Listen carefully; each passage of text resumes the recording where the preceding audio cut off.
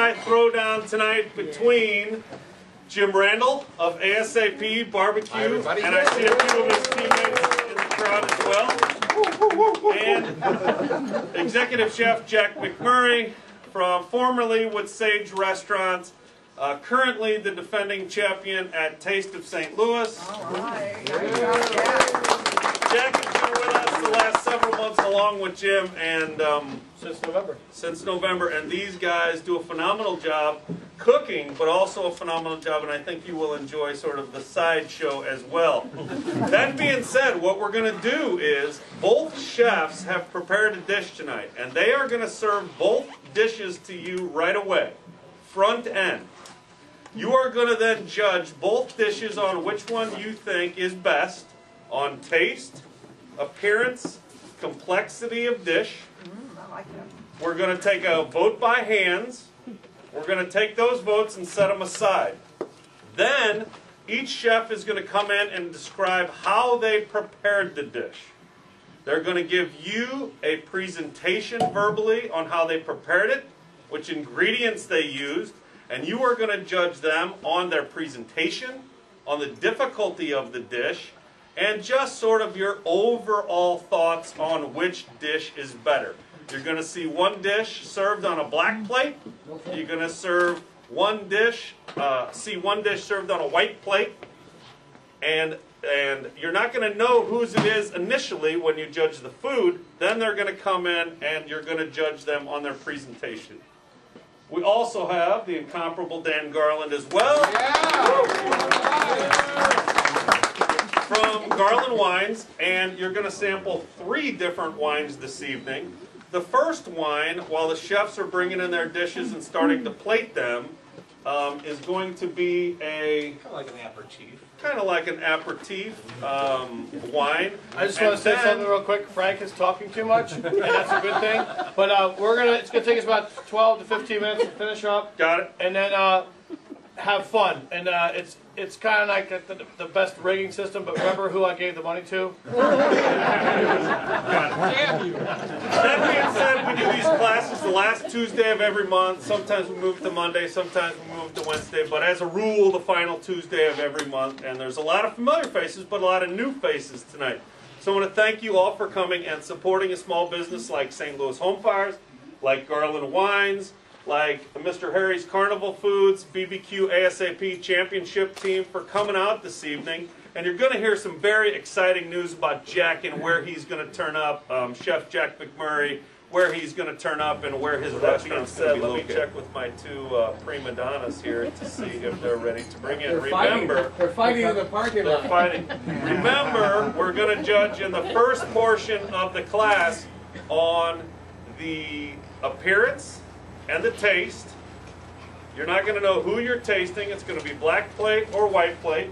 After that, they're going to come in and they're going to tell you about the recipe, the ingredients, the complexity of the dish, and then you're going to know who they are, but you're going to vote, and then we're going to decide in that amount of votes from the first session to the second session. All right, how about a quick round of applause for both chefs?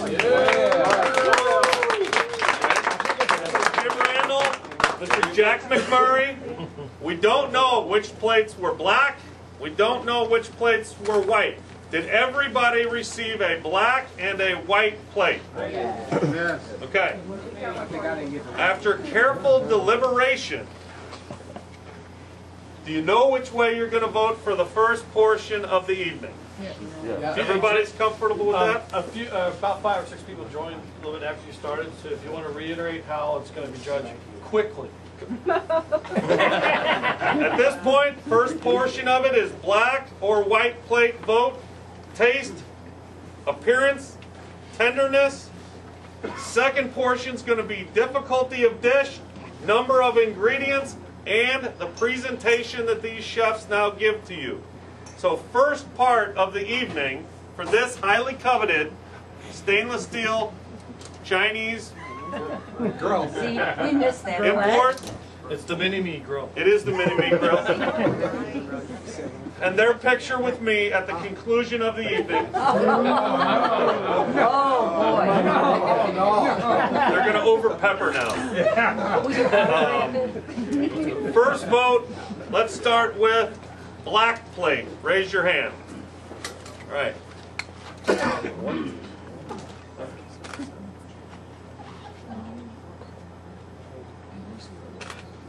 Robin.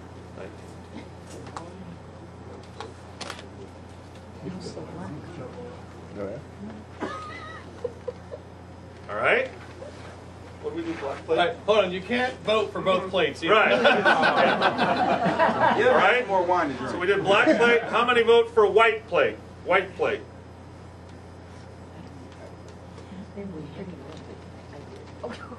Got it. All right. Which chef would like to present their dish first?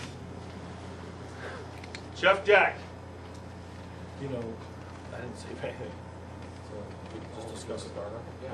Talking to everybody. Okay, and am I telling which plate mine is? You can. No. No, you can't. No, you can't. Well, they're actually separate scores. You have two separate scores. They can divulge what they cook now. Oh. And I'm a little okay. confused, just so you know. All right, so what plate did you have, damn it? Mine was a black plate. Okay. All right. So, but there's items, one of the other rules for Jim and I were to use products from smoke fires. And we used, which charcoal do we use? Fire King, lump charcoal. Which worked phenomenal. Absolutely. And who was telling me earlier about briquettes? Okay, he left, right? It's got The Tim. briquettes continue to burn. Correct. They'll just you spend $20 on Kingsford, and once you light it, you can put a lid on it. It still burns through. Okay. When you light the charcoal and you get it hot and fire hot, I have what, like 700 degrees. You put the lid on it, it'll just die down. Settle right back down. Okay. Hold like 350. Then we lift it up and we put the chicken on. Brought the temp back up. I can char some pieces and put some in the back. Put the lid back on. Holds 350. So I'm constantly cooking with smoke and drippings. Okay, and this is on the Weber. I use the Weber, and Jim used the green egg. Correct. Okay. So my ingredients I use, which are sold here, exclusively sold here at St. Louis Smoke and Fire. My rubs, jackmax.com. There's 5 different rubs, and I use Mexican Madness. So a little twist on there. That does have 7 different chilies, and cumin and garlic and other spices, and salt and sugar like a rub should have. And then it's a new barbecue sauce I made, and the first ingredient is bacon fat. Do I get a bacon fat? Yeah. All right. So the side dish was jicama, which is a South American root vegetable, and that is crisp and clean. It has like apple and pear flavors, and with spicy food, whether it's Asian, Italian, Mediterranean, Spanish, Mexican, it cleanses the palate, and that's really what you're eating, spicy food, and you bite this crisp jicama. And I did organic honey. Larry's honey. Larry right here. Larry's honey. And Larry, we sell it here. Larry, he's got a lucky jar tonight, so if you rub his leg, I'm sure you get you get some extra pollen on it later. Anyway, and it's a simple vinaigrette with equal parts of apple cider vinegar, honey, and mayonnaise. My Nana's trick, celery seeds, celery salt, right, Jimbo? Cool. Absolutely. And I did a green onion and red bell pepper. So that's my dish, Chef. All right. Well, the second dish that we tasted tonight was a hot and sour chili chicken. And so it had some heat, it had some tartness, and it had some sweetness. The sweetness came from sugar and honey, and the tartness came from red wine vinegar and lemon juice. And so those acids combined to really offset the sweetness of that. And then I used Serrano chilies. I used a relatively mild rub. I actually used Rachel's rub because I was competing against Chef Jack. And I figured might as well use one of his products in order to be able to compete. He goes, Why not? so he said, it's not your daughter, right? He goes, no, it's my wife. He goes, oh, no problem. No problem. Good. But Tell me why you like Rachel's rub. Just a little boost Rachel's for Jack. rub is an awesome general purpose rub for barbecue. It's got paprika and brown sugar and garlic and onion and Other chili powder. a Right. lot of chilies. There's 3 different chili powders in that one. But it's still very subtle and usable on chicken, pork, beef, fish. It's a very, very versatile rub. And that's why I selected it. Because I had selected Serrano chilies as the heat in my element. And Serrano chilies, this is what they look like. Serrano chilies are great fresh and great roasted. I make sauces from them, and I do nice little garnishes, okay? And the Serrano chilies hotter than the jalapeno chili. And they do mature and turn red. So you may see applications where dipping sauces have either couple green slices, thinly sliced, and red slices, and it's got flavor. When they turn red and mature, they're not as spicy, but they're definitely good looking on the plate. And that's what we cook. We try to cook with the eye, right? Yeah, exactly. Because when you can't cook, it better look good. Exactly. And you've got to balance the heat and the saltiness and the sweet and Sour. the heat Yeah. and sour. Yeah, correct. Absolutely. And so those ingredients were then combined with the chicken. It was smoked very lightly over cherry wood at 225 to 250 degrees. And then it was glazed with a finish of lemon juice fleur de sel. And has anybody ever seen fleur de sel? Literally translated flower of the sea. It's a French ingredient, and it's a salt, and it is a sea salt. It's light and So flaky. right off the coast of on France, they dehydrate. They dehydrate the salt. It's either from the compound or it's from the water. It's from the water. So it's dehydrated the water off the coast of France, and they just reduce it down. It's sun baked. It's naturally done, and These are beautiful, gorgeous flakes. so what I like about it, he's adding it to a chicken dish, and it's just adding a little lightness to it. But when you do like a salad or with some fish, which enhances seafood, more so. But it was really neat to see it on chicken and give that complexity.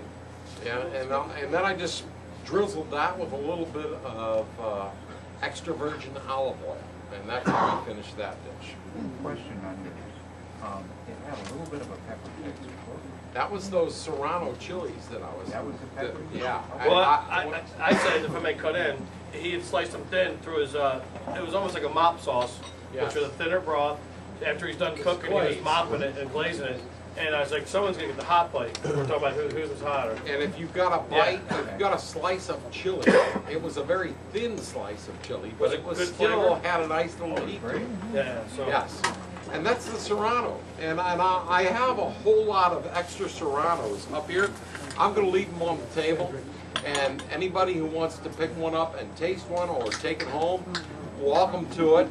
Help yourself while they're still available. All right? They definitely, even in your refrigerator, last a week. But if Yeah, absolutely. So. Absolutely. And so those were the 2 chicken dishes that we ended up doing tonight, guys.